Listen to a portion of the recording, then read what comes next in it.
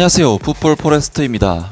토트넘 하스퍼가 2025-26 시즌을 앞두고 브렌트포드의 토마스 프랭크 감독을 새롭게 선임하면서 체제 개편을 시작했고, 새로운 체제에서 새 판이 짜여진다는 부분에서 손흥민 선수가 토트넘 하스퍼를 떠날지도 모른다는 소식들이 계속해서 나오고 있는데, 토트넘 하스퍼는 바로 내일 밤 레딩 FC와의 경기를 통해 이번 여름 프리시즌 일정을 시작하게 되고, 토마스 프랭크 감독은 바로 오늘 자신의 토트넘 하스퍼 비공식 데뷔전 기자회견을 가졌고, 그 내용이 방금 나왔습니다.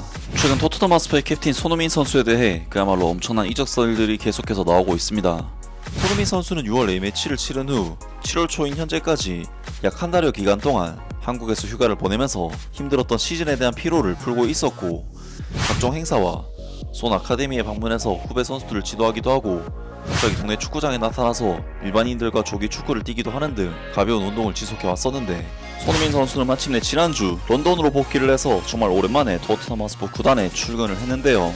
손흥민 선수는 이제 자신의 거치 문제에 대한 면담을 신임 감독인 토마스 프랭크 감독과 진중하게 대화를 나눠야 하는 폭풍 전야 같은 상황에 있다고 할 수가 있는데, 그러한 상황에서 토트넘 하스퍼는 바로 내일 밤 잉글랜드 3부 리그 클럽인 레딩 FC와 친선 경기를 치르게 되면서 프리시즌 경기를 시작하게 되는데요.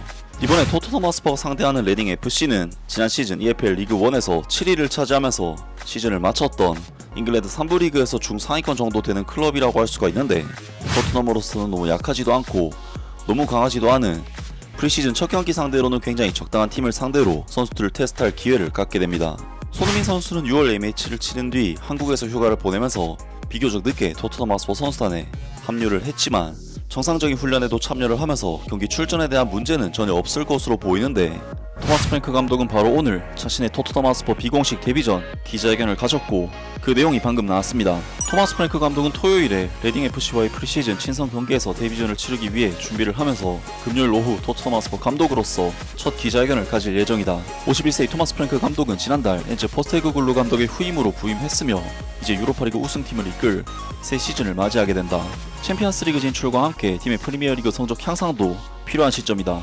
토마스 프랭크 감독은 이미 웨스트햄 유나이티드에서 모하메드 쿠두스와 가와사키 프론탈레에서 코타 다카이를 영입했으며, 바이에른 뮌헨에서 임대된 마티스 텔도 완전 영입했다. 토트넘 하스퍼는 노팅엄 포레스트에서 잉글랜드 국가대표 선수인 모건 깁스 화이트를 영입하려고 하고 있지만, 6천만 파운드 규모의 이적은 현재 이 25세 선수의 해지 조항을 둘러싼 법적인 문제로 지연되고 있다.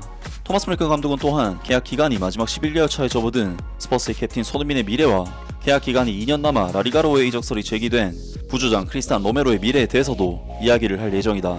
전 브렌트포드의 감독인 토마스 프랭크는 현재 선수단이 비대해져서 앞으로 몇 주 동안 많은 선수들이 떠날 것으로 예상되며, 구단은 더 많은 선수를 영입할 계획이다. 새로운 감독인 토마스 프랭크는 토요일 리그1 팀인 레딩 원정을 시작으로 시작되는 프리시즌 친선 경기를 통해 어떤 선수들을 팀에 남겨야 하고 어떤 선수들을 다른 팀으로 보내야 할지 더 잘 판단할 수 있을 것이다. 손흥민과 크리스탄 로메로에 대해 두 명의 최고의 선수에 대해 말씀드리자면, 손흥민은 이곳에서 10년 동안 뛰었고 마침내 올여름에 마땅히 받아야 할 트로피를 손에 넣었다. 크리스탄 로메로는 월드컵 우승자이자 두 차례 코파 아메리카 우승자이며 우리 팀에 매우 중요한 선수다. 두 선수 모두 훈련을 잘 소화했고 팀의 기준을 세웠다. 두 선수 모두 내일 경기에 출전할 예정이며 나는 매우 기쁘다. 주장을 결정했는지에 대한 질문에 그는 이렇게 답했다. 좋은 질문이다. 아직 팀의 주장에 대해서는 결정하지 않았다.